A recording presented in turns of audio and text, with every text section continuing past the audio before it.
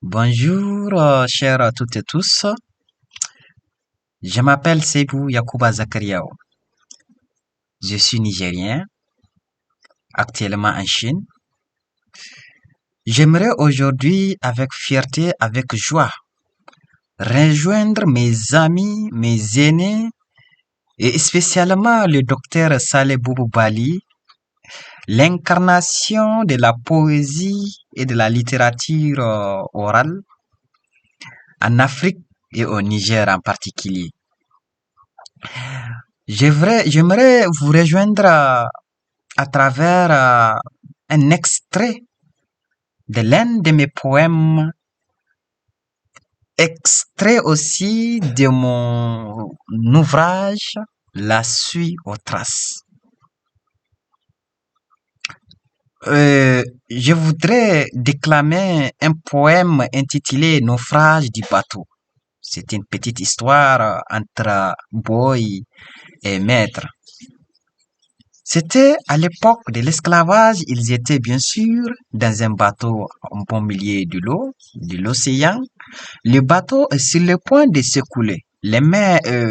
L'esclave qui nourrit l'espoir de mourir libre avait demandé à son maître sa liberté, puisque le bateau est sur le point de s'écouler. Alors, il aimerait bien être libre avant de mourir, puisque c'est ça son combat de tous les jours. Alors, c'est une petite histoire que j'essaie de décrire dans ce poème, que j'aimerais sans plus tarder vous faire la lecture. Naufrage du bateau. Le boy et son maître. Normal que la corde se casse et que la voile s'élève, hélas. À quoi t'attends-tu, vieille amie? Ta voix et tes plairs d'épis, pour moi, sont les glas. Ce glouton des mers de nos éclats.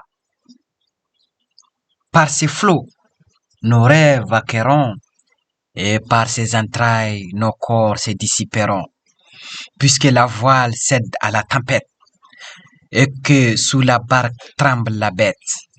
Au pied de tes désirs de maître, de déité, bien qu'ami, j'ai nourri l'idée de liberté. De ce cercueil flottant, nos chemins se séparent.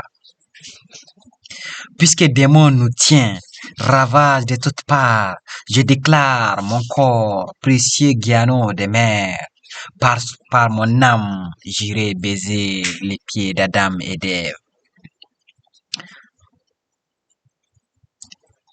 Toi, à présent voyant la mort des yeux, sors de ton silence, reformule tes adieux.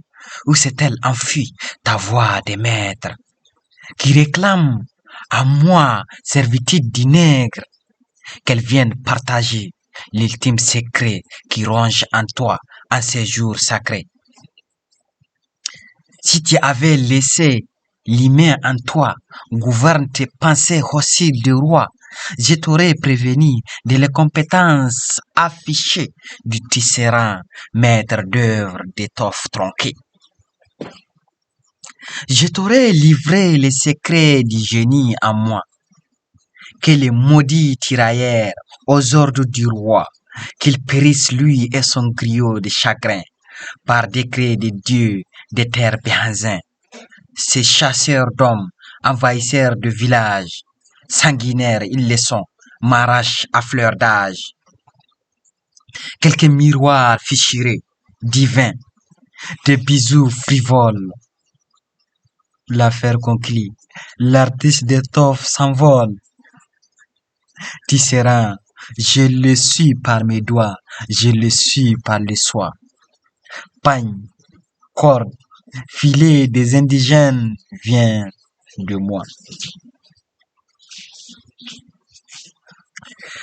À présent que mes talents d'artiste n'ont plus d'utilité, à cette coque trouée et ces tissus à moitié dévorés, aux griffes d'orage déchaînés, aux prises de mer affamées, je voudrais qu'exalte enfin l'odeur du sort funeste et que mon âme entame son grand voyage vers une vie céleste.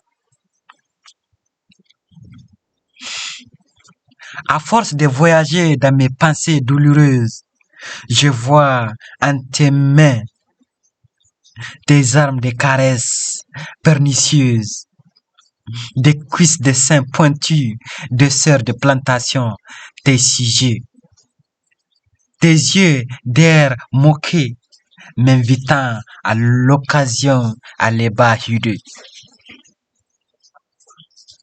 Je te croyais immortel, un architecte de lettres qui, de droit, de vie ou de mort, décide la fin des prêtres. Mais frissonnant de corps, voix tremblante, l'affirmation du contraire me semble évidente. Écoute mes remords, baromètre de ton sort, ton chemin sombre se trouve bien là, l'inconfort,